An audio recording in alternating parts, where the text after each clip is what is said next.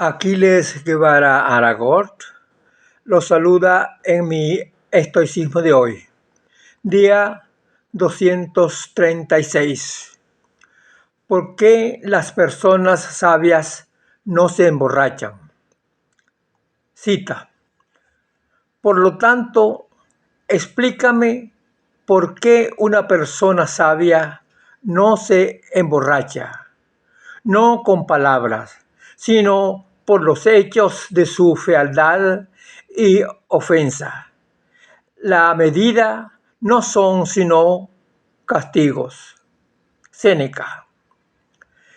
Según Séneca, las consecuencias de los vicios sobre las personas, las consecuencias del alcohol, a que hace referencia aquí precisamente el filósofo, no son para contarlas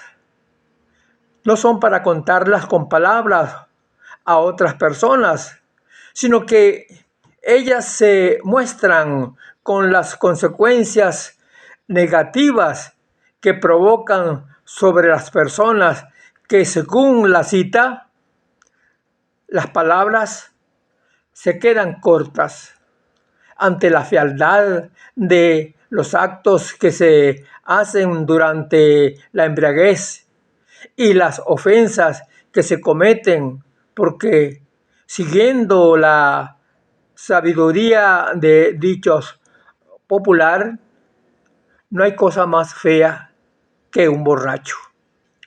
Porque muchas personas en esa situación son capaces de insultar, son capaces de ofender a cualquier otra persona cercana o extraña.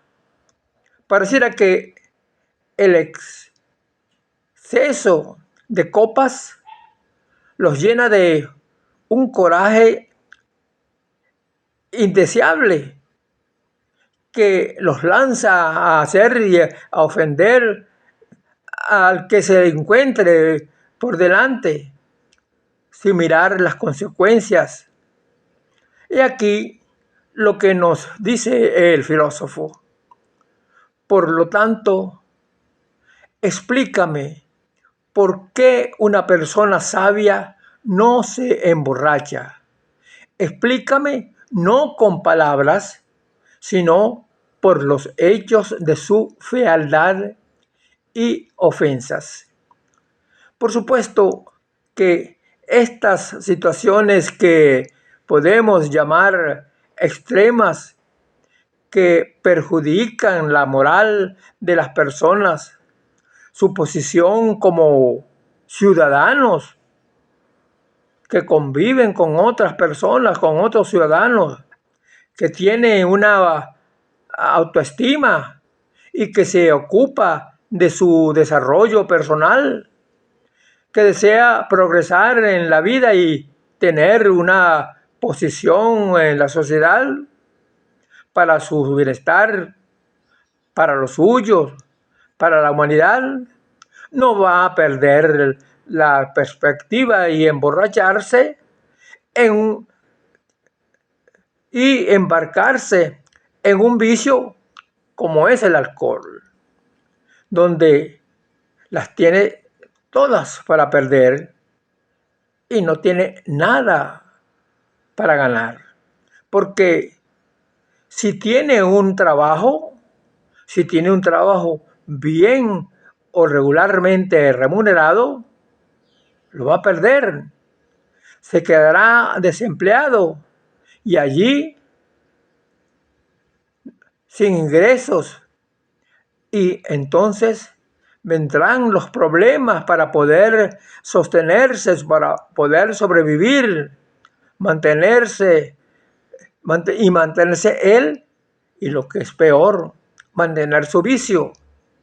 Vendrá entonces la ruptura con los principios morales, con las buenas costumbres y los buenos hábitos, y será todo lo que no debería hacerse para conseguir los medios monetarios para sostener el vicio.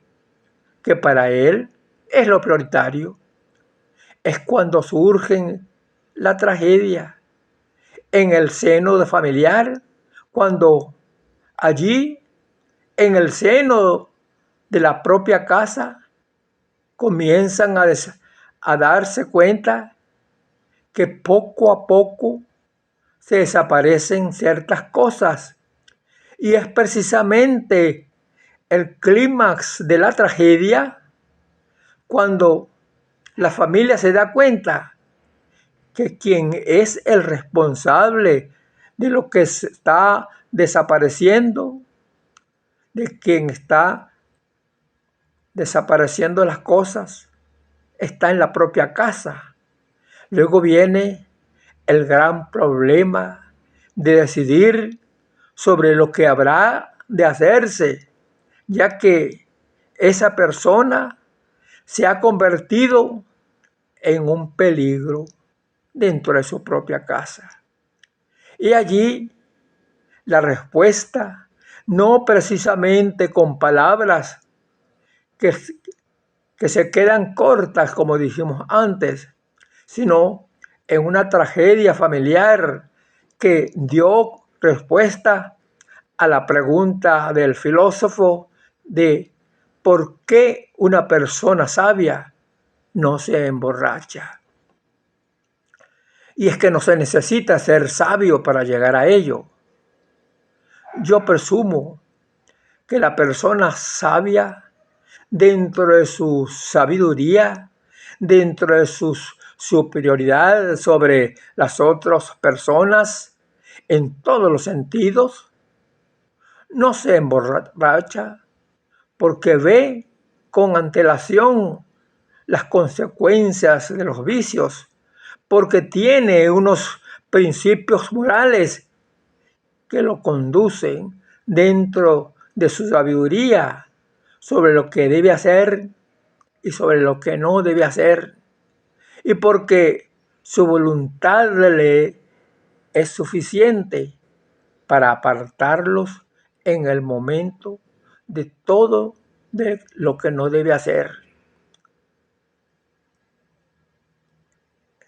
Es el daimonium de Platón que todo sabio y que toda persona superior lleva por dentro, como debió llevarlo Epicteto, Marco Aurelio y Séneca, que le decían lo que debía hacer y lo que no debía hacer.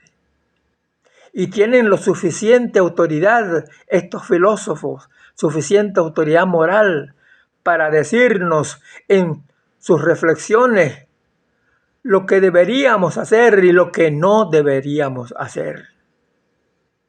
Y yo los invito, queridos hermanos, a seguir ese camino.